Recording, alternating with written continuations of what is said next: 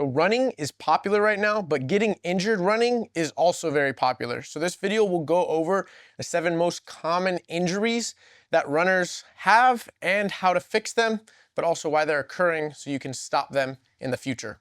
So both my parents really enjoy running now. My mom used to really enjoy running, but she had chronic knee pain. She also tore her Achilles. So this video comes from the point that I've seen running injure people, but it's not running itself that's bad. Running is actually a very good thing. It's just not taking care of the body properly and having typically bad running mechanics.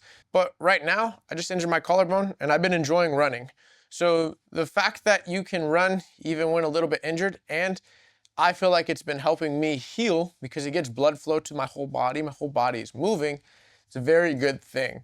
Athletes who do these exercises will get less injuries because they're more resilient with the running.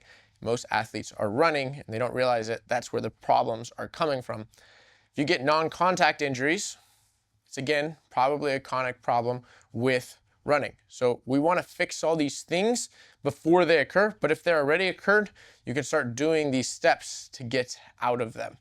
The bigger problem with running is that you sit all day in a straight position at a desk doing work, especially while we're in school, but even then when you get a job, most people are at desk work. So you're sitting here and then you get up and you move straight and there's no lateral movement. You're never moving this way or this way.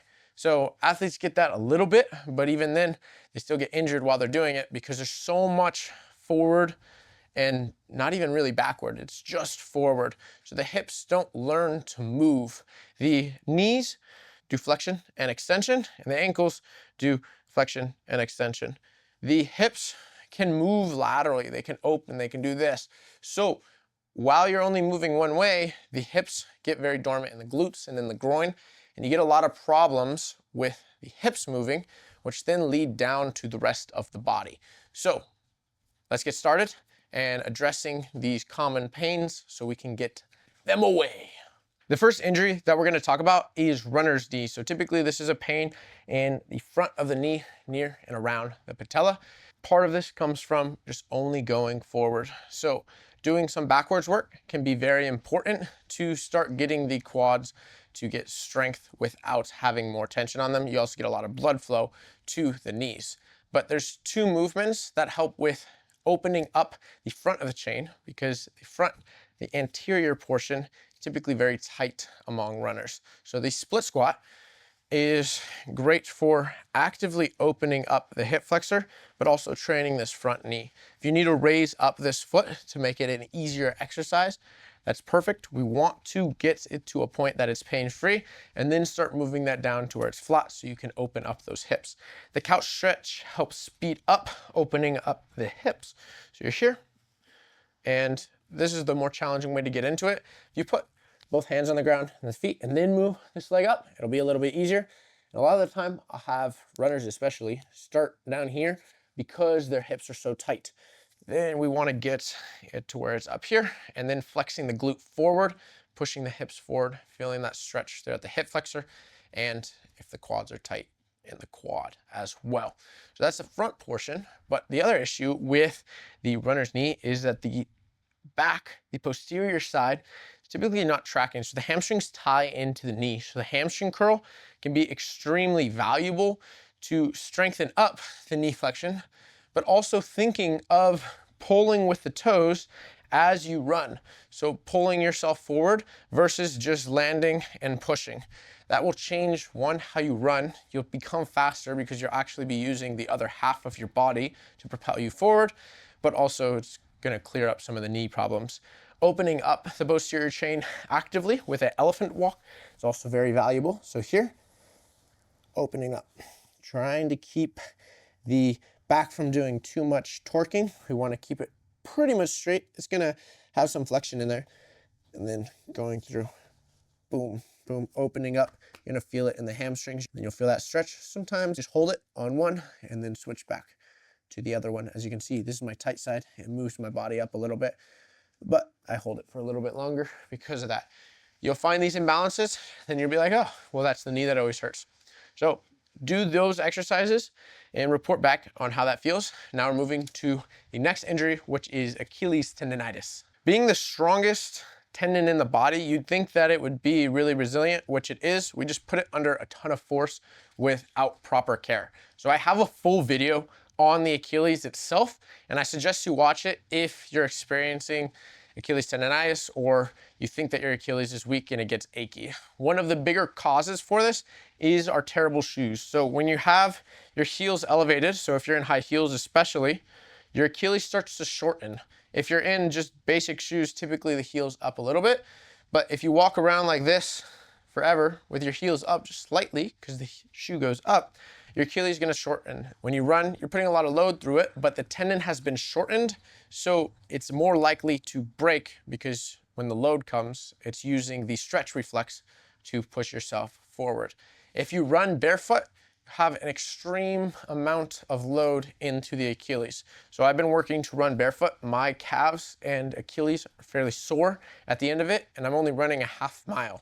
That's not that much for what I could run, but that's the thing that's giving out. So if I'm running a half marathon and my body feels good, but because I'm in thicker shoes, the reality is I'm probably heel striking quite a bit to keep myself going, because if I would be forefoot striking, then my Achilles would be wearing down. So go watch that video on movements to do for the Achilles, but that's probably why you're having those Achilles issues.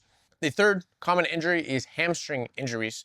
So in general, this is probably hamstring strains or things like that, but also just hamstrings just feeling very painful. Typically, this is a sign that your hamstrings are just very weak. The reality is that we sit a lot of the day, we sit every time we eat, all these different things, and typically the chair is pushing against the hamstring. This starts to deactivate the muscle and also just pretty much damage it. So if you're just having a constant push on a muscle, like if you wore a really tight band or something like that, it's going to deactivate the muscle, but we would be conscious of it and we would take that off. It's similar to when you have a cast on and the pressure from the cast, even though it's not that tight, but just the lack of using the muscle and some of the pressure makes the forearm go down in size quite a bit, muscle atrophy. So we have a lot of muscle atrophy in the hamstrings, and that problem then produces itself in hamstring injuries.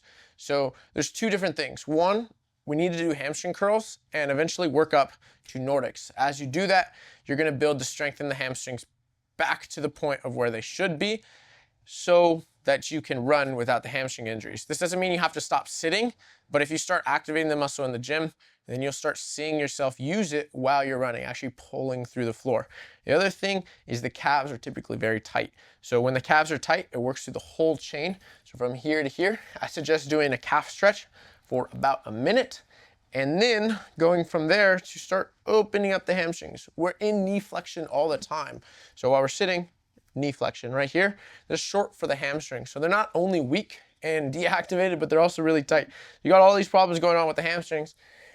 It makes sense why they're causing injuries. But as I said before, the patella issues with the runner's knee can also come from the hamstrings. So maybe your hamstrings aren't the acute pain, but they're probably the chronic pain. So the next injury is IT band syndrome, which I've heard a lot about from different people who are running. And the bigger reason I would say for this is lack of lateral movement. So the glutes and the groin don't stabilize the hips very well, which means the knees start trying to do it, and there's all this dysfunction that's happening with the lower body. Most of the time, this gets worse when people are running on uneven surfaces or steep downhills, as they have to stabilize a little bit more with the hips. So trail runners get this more than people who are running on the street. If the groin and the glute don't activate, we get quite a bit of problems. So this is one exercise that I'll show you in this video, but in reality, this single injury could take a whole video to go through to help open up the hips. So if that's something that you want to see, comment below and I'll put that on the list to make a video. The incline pigeon is the exercise I'll talk about here. So opening up the glutes, but I also want you to start going here and flexing back up. So most people will have to start with their hands. You're leaning down, coming back up. You're flexing the glute on the way back up each time. And I actually like to almost flex the groin in. So push the knees together to get myself a little bit lower to where your head can hit your foot. And then you're pushing back up. Hopefully this helps start allowing you to do some movements with the IT band. The elephant walks that I talked about previously can also help, but the thing is that we need to bring strength to the glutes and the groin and the stability in the leg so you can start seeing the results you want that's not aggravating the IT band. The next injury is shin splints, which is the injury in here that I have had the most experience with, hence why I made a whole video on it that goes very in depth on all the different ways that you can get out of shin splint pain, but also make sure it doesn't come back. The way to simplify it the most is that you probably have very weak lower legs and very weak feet that are not stabilizing the ankles and knees, which is causing more stress into the tibia, which is causing problems, shin splints. I highly suggest you go check out that video if you've ever experienced shin splints, or if you have a friend who's experienced shin splints and they like to complain about them, send them that video because there's something to complain about, but they're also something that we can fix. So plantar fasciitis is another thing that I experienced typically when I was growing in high school and I was in soccer cleats a lot. My plantar fascia flamed up like crazy. These two exercises are probably the biggest things that I've seen fix this. Another thing that I can make a whole video on, but it hasn't been made yet. So if you're stretching the feet here, stretching out the tibialis, and then you start moving through it, you're really good per the plantar fasciitis. You're kind of pushing into the top of the foot. If the top of the foot gets tight, it puts an imbalance into the bottom, which causes stress. And you can flip the feet and push through here to get the stretch into the top. If you have plantar fasciitis, this is going to be quite a bit of a stretch. And you can start moving through it, getting extra stretch as you push back into the toe and feel it there. The single foot stretch, that might be the best to start with, but I like those two because they can get done quicker. So most people are a little shorter for time. This one can be a little bit more of a starting one. So you'll feel it more in the Achilles often, but it opens up the plantar fascia as well. You're pulling with the big hand on the big toe, pulling back all the way through. These movements are also more explained in the shin splint video that I go over all the different foot movements because plantar fasciitis, shin splints, all those things are connected. If you already have plantar fasciitis and you're insistent that you're going to continue to run, that is okay, but I would encourage you to do this movement before you start to run to activate the fascia so it can start doing a little bit more movement for you while you run. It's basically just a toe curl and you're flexing in to the fascia under the foot. And if you do about 50 of these, you can even do them in your shoe, like you're grabbing your sock to help activate the fascia in there, and then it will give it a little bit of blood flow so it's not all rigid when you're trying to run and then it starts having more pain.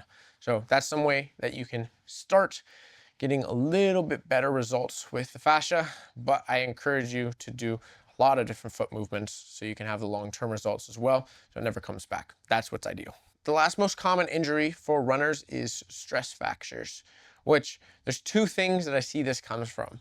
One, majorly overtraining, which you see in track athletes the most often, and two, really bad form. So if you're running with poor form and it's a complete heel strike and there's no push through the big toe because the plantar fascia is messed up, you're going to start getting a stress fracture in the shin or maybe even up through the leg. Typically it comes to the shin or in the feet. What I suggest is fixing the other injuries that we talked about first and fixing your movement patterns of the run so you don't get these stress fractures. Rarely have I seen this be the first injury that someone comes with. It's typically, oh, I had this, I changed how I ran, so this didn't hurt, whatever this is of the other injuries, and now I have this stress fracture. It's because the body was made to move like a spring through the plantar fascia, up through the Achilles, into the calf, and the whole function of the legs. If you change how this moves, the body starts breaking down in different ways. It's like using a tool for the wrong thing and wondering why it broke. Well, it wasn't made to move that way, so the stress on it is unnatural for it. Running is great, but running incorrectly causes lots of long-term problems. So that's where I suggest you take it to the gym, move slower, start moving in a way that fixes the injuries. So when you get back to running, you actually start enjoying it more. So I hope you enjoyed this video and you thought my run was really good right there, because I want you to invite everyone out to the run club next time and not have any excuses on why you can't go. So check out my YouTube channel, subscribe so you get notified when new videos come out. Drop a little like for this one because that's great. And then there's also a link in the caption on how you can get faster results than just doing a few of these different movements that I talked about. There's a whole repertoire to get you the fastest results possible, and I can give you that.